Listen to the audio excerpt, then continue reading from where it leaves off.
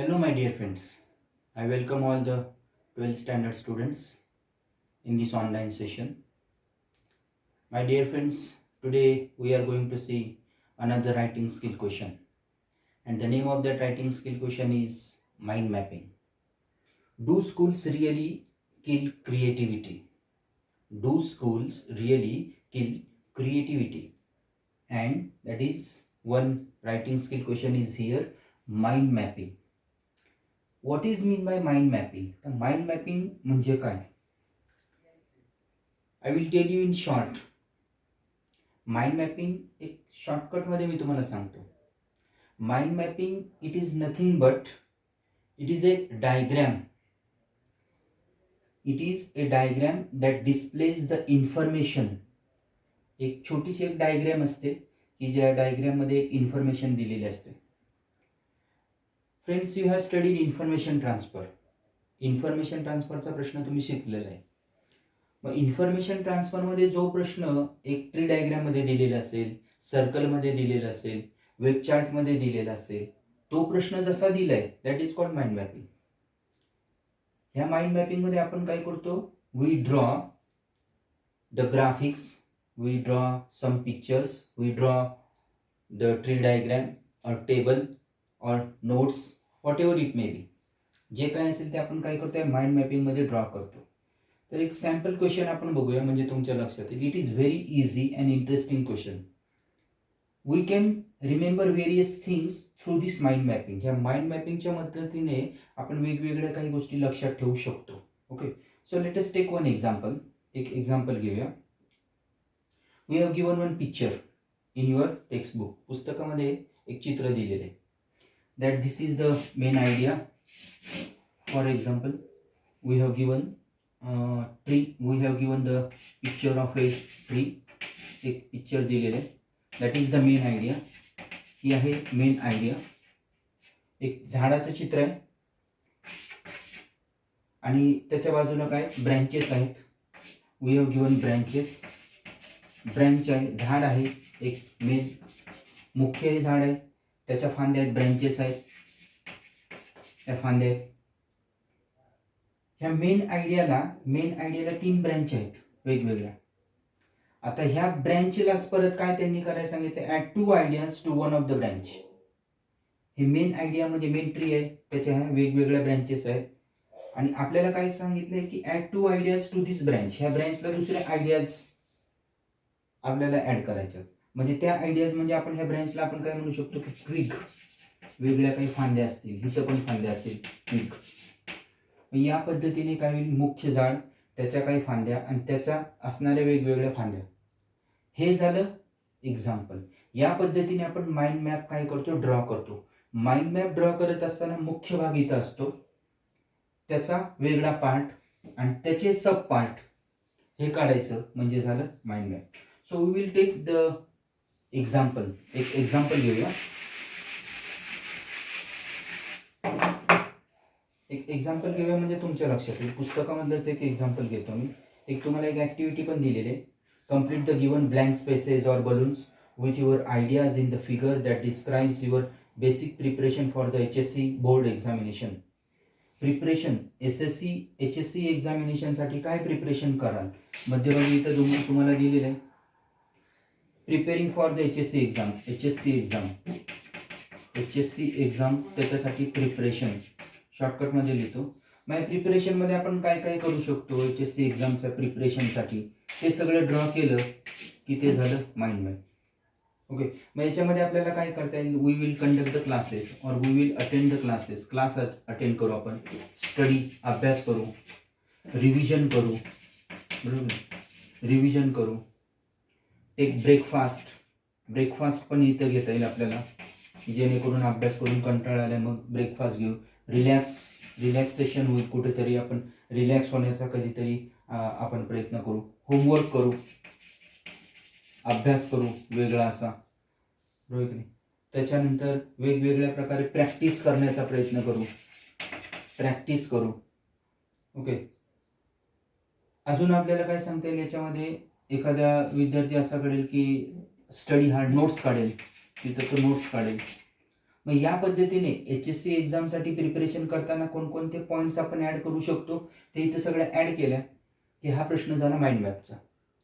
Okay, mind map करत असताना काय सांगितलेलं असतं की तुम्हाला एक सिंपल एक मेन कन्सेप्ट दिलेली असते आणि त्याच्या आधारे वेगवेगळ्या पद्धतीने तुम्ही काय ती डायग्रॅम काढू शकता, त्याला म्हणायचं माइंड मॅप.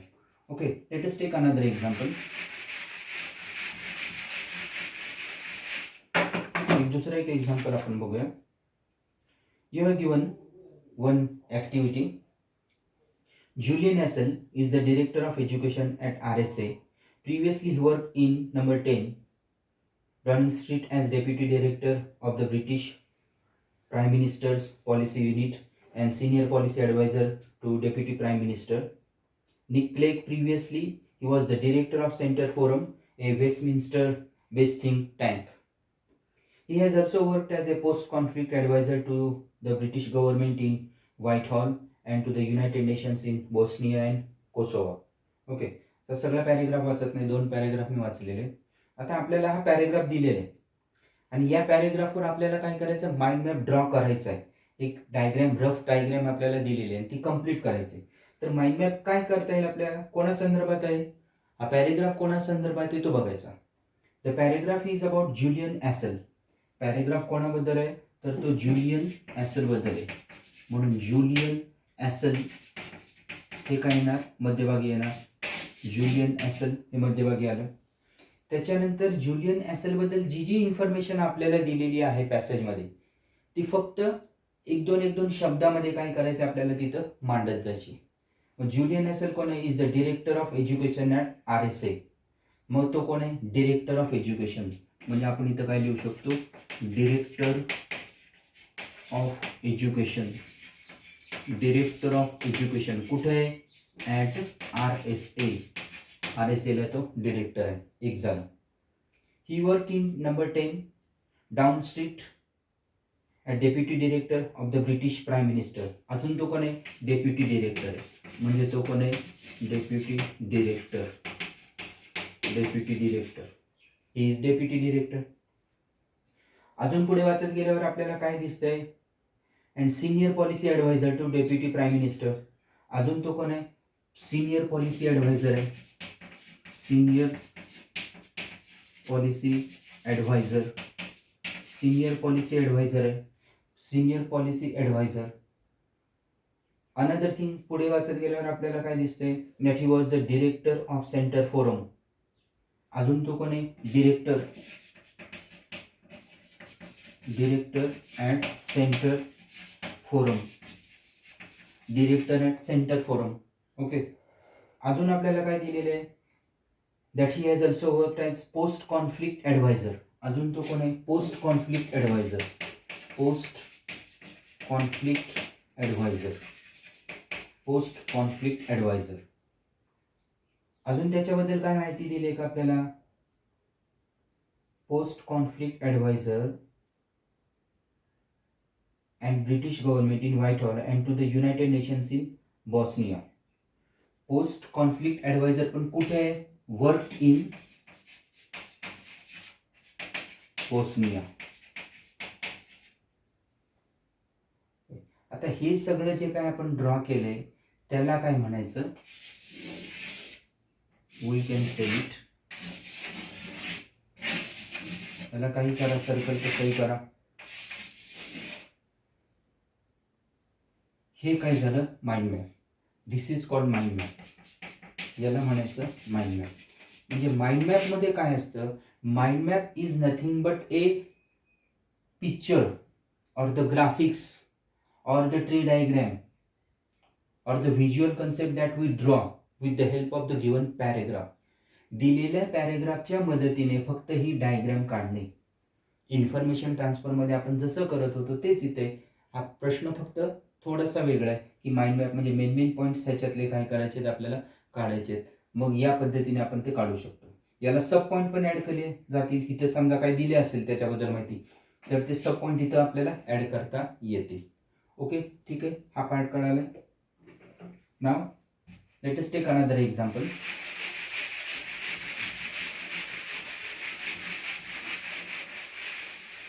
दुसरं एक एक्झाम्पल आपल्याला या ठिकाणी दिले आहे.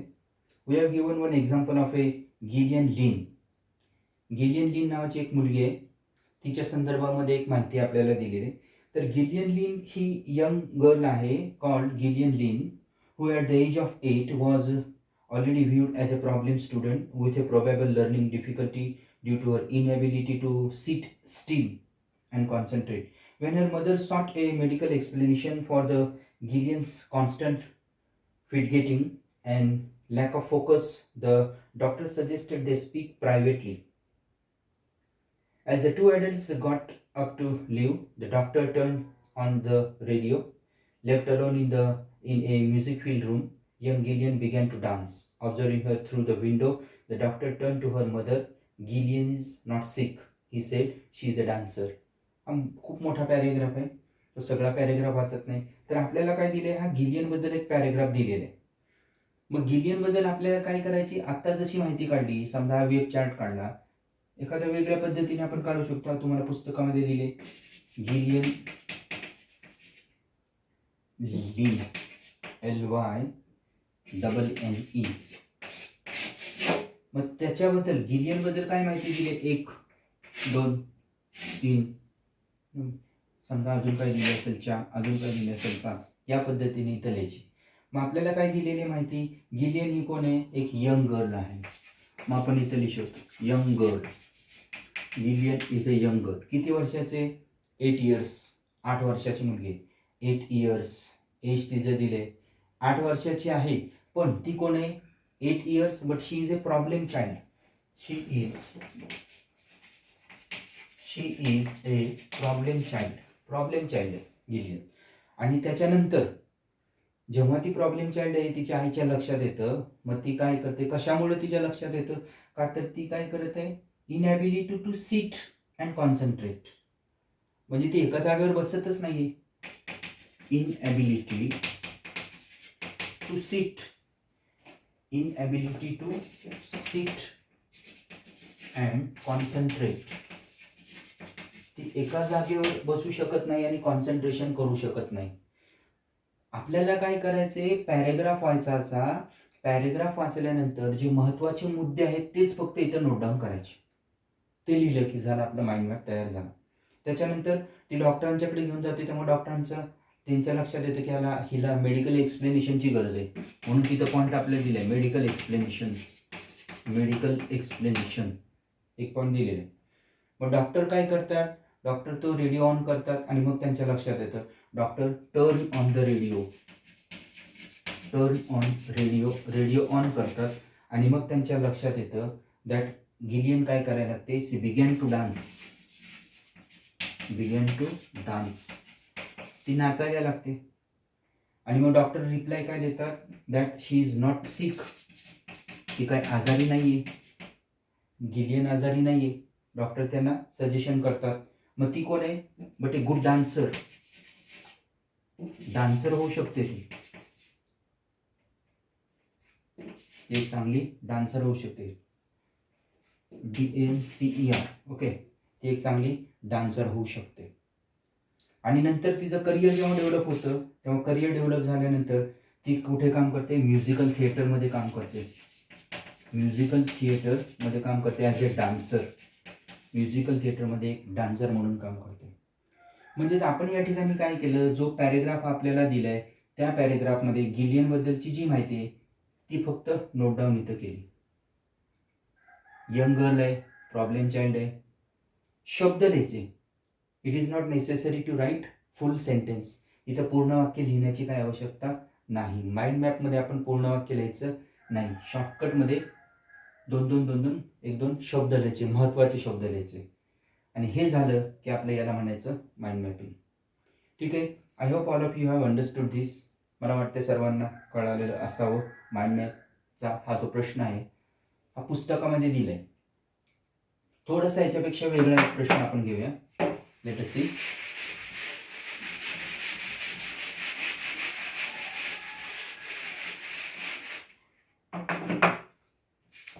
पुस्तकातला 2 प्रश्न आपण पाहिलेले आहेत माइंड मॅपमध्ये. आता समजा तुम्हाला एखादा प्रश्न दिलेला असेल की draw the mind map mind map draw करा अबाउट द इंग्लिश. आपण टेन्स म्हणूया, इंग्लिश टेन्सबद्दल आपल्याला माइंड मॅप काढायचा आहे. ओके, टेन्सेस, इंग्लिश टेन्स असं म्हणतो मी. इंग्लिश टेन्सबद्दल आपल्याला काय करायचं आहे, माइंड मॅप काढायचा आहे. तर तो माइंड मॅप काढत असताना आता इंग्लिश टेन्स आहे, माइंड मॅप काढायचं आहे, तर आपल्याला मेन पार्ट हा दिलेला आहे, त्याचे मेन ब्रँचेस आणि त्याचे सब ब्रँचेस येतील. ओके, तर ह्याचा मेन ब्रँच हा एक मेन पार्ट झाला इंग्लिश टेन्स. त्याचा दुसरा पार्ट इथं काय येणार आहे, त्याचा दुसरा पार्ट इथं हे आपण म्हणलं की प्रेझेंट टेन्स. त्याचा दुसरा पार्ट काय आला, प्रेझेंट टेन्स. हा झाला एक पार्ट. तर प्रेझेंट टेन्सचे अजून वेगवेगळे पार्ट असतील. मग प्रेझेंट टेन्सचे वेगळे पार्ट कोणते, तर प्रेझेंट टेन्समध्ये आपल्याला 1 2 3 आणि 4 वेगवेगळे पार्ट आहेत प्रेझेंट टेन्समध्ये. ओके, मग प्रेझेंट टेन्समध्ये 4 पार्ट कोणते, तर सब पार्ट झाले सिंपल प्रेझेंट. इथं काय म्हणूया, सिंपल प्रेझेंट. त्याच्यानंतर प्रेझेंट कंटिन्युअस, प्रेझेंट परफेक्ट आणि प्रेझेंट परफेक्ट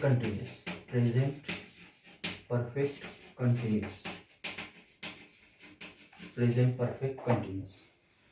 माइंड मॅप मध्ये काय होतं, मेन पार्ट आपल्याला दिलाय इंग्लिश टेन्स, त्याची एक ब्रँच आपण टाकली प्रेझेंट टेन्स. इंग्लिश टेन्स त्याची ब्रँच प्रेझेंट टेन्स, त्याच्या सब ब्रँचेस त्याचे दुसरे प्रकार, simple present, present continuous, present perfect continuous. अजून त्याचे सब टाईप काय होतील का, टर्शरी वेगळे होतील. त्यांच्यामध्ये आपण काय म्हणू शकतो, युजेस. इथं आपल्याला काय म्हणता येईल, युजेस. ह्यांचे युजेस, ह्याचे पण युजेस, इथे युजेस, ह्याचे पण युजेस. त्याचे युजेस आपल्याला काय करता येतील, तिथं ऍड करता येतील. So in this way we can add the uses about present tense. Okay, हा एक पॉईंट झाला. आता दुसरा काय म्हणूया आपण, पास्ट टेन्स. प्रेझेंट झालं, आता पास्ट टेन्स. तर पास्ट टेन्सचे असेच पार्ट येतील. पास्ट टेन्सचे 4, म्हणजे इथं एक सिंपल पास्ट एक येणार आहे, simple past, past continuous,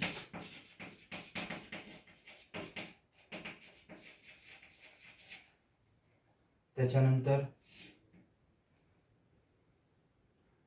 past perfect,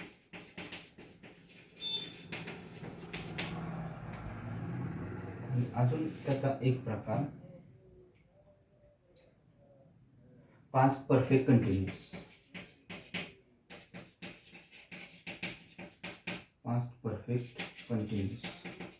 shortcut मध्ये लिहितो, simple past, past continuous, past perfect आणि पास्ट परफेक्ट कंटिन्युअस.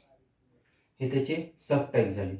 आणि त्याचे परत म्हणायचे म्हटले आपण सब टाईप अजून तिथं सिंपल पास्ट ऍड केले, तर आता जसं मी इथं लिहिले तसंच इथं काय करता येईल, याचे युजेस, ह्या सगळ्यांचे युजेस आपल्याला इथं सांगता येतील. कुठे वापरतो ते, त्यांचे युजेस आपल्याला सांगता येतील. ओके, प्रेझेंट झालं, पास्ट झालं.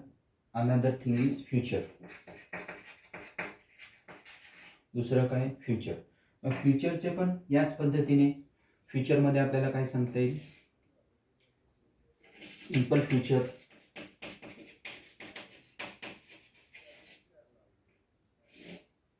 फ्युचर कंटिन्युअस,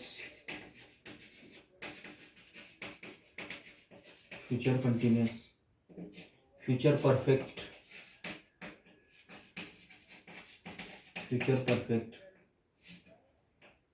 आणि फ्युचर परफेक्ट कंटिन्युअस.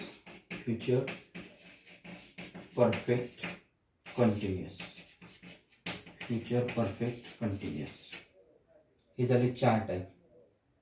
ह्यांचे पण युजेस आपल्याला सांगता येतील. So in this way we can say that this is the mind map. हा झाला माइंड मॅप. इंग्लिश टेन्सबद्दल झाला माइंड मॅप. ठीक आहे, सर्वांना कळाले का? बघा कसं केलं. तुम्हाला परीक्षेमध्ये या पद्धतीने एखादा प्रश्न दिलेला असेल आणि त्याच्यावर आधारित आपल्याला माइंड मॅप काढायचा. तो माइंड मॅप आपण या पद्धतीने काढू शकतो. ग्राफिक प्रेझेंटेशन म्हणजे माइंड मॅप. थोडक्यात शब्दांचं केलेलं प्रेझेंटेशन ह्याला म्हणायचं माइंड मॅप. ओके, हा प्रश्न कळाले का माइंड मॅपचा? मला वाटतं सर्वांना माइंड मॅपचा हा प्रश्न कळालेला असेल. हे जसं आपण इंग्लिश टेन्सचं काढलं तसंच आपण इंग्लिश ग्रामरचं पण काढू शकतो. इंग्लिश ग्रामरचा आपल्याला माइंड मॅप काढता येईल. मग इंग्लिश ग्रामरमध्ये इथं असंच येणार आहे. मध्यभागी काय घेणार आहे आपण? ग्रामर घेणार आहे. मध्यभागी ग्रामरचा पार्ट घ्या.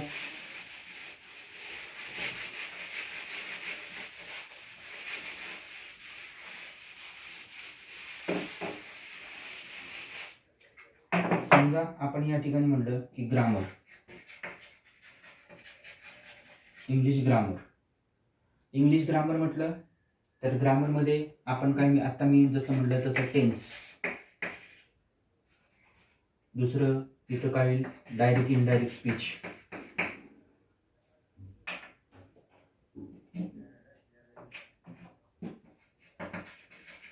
Direct indirect. त्याच्यानंतर इथं व्हॉइस. अजून इथं काय म्हणता येईल? डिग्री. ओके, ग्रामरमध्ये वेगवेगळं tense, voice, direct indirect speech, degree, if, unless, वेगवेगळे पार्ट इथं आपल्याला काय करता येईल? ऍड करता येईल. आता जसं टेन्स म्हटलं तर टेन्सचे सब टाईप आपल्याला म्हणता येईल. सब टाईप त्याचे प्रेझेंट, पास्ट आणि फ्युचर. प्रेझेंट, पास्ट आणि फ्युचर. Present, past, future. प्रेझेंटचे 4, 1 2 3 4. पास्टचे 4, 1 2 3 4. फ्युचरचे 4 4. मग प्रेझेंटचे पास्ट की जसं आपण मगाशी लिहिलं तसं simple, continuous, present perfect, present perfect continuous या पद्धतीने. तसं पास्टचं येणार 4. डायरेक्ट इनडायरेक्टचे वेगवेगळे प्रकार. मग डायरेक्ट इनडायरेक्ट मध्ये आपण काय म्हणणार आहे इथं?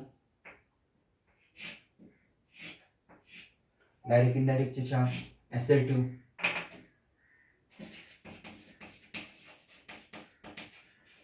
इंट्रोगेटिव्ह,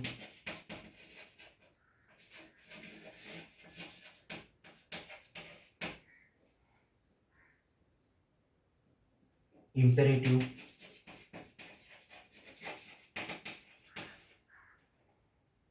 आणि एक्सक्लेमेटरी. डायरेक्ट इनडायरेक्टचे 4 type: assertive, interrogative, imperative, exclamatory. Voice, व्हॉइसचे सब टाईप: ऍक्टिव्ह, पॅसिव्ह.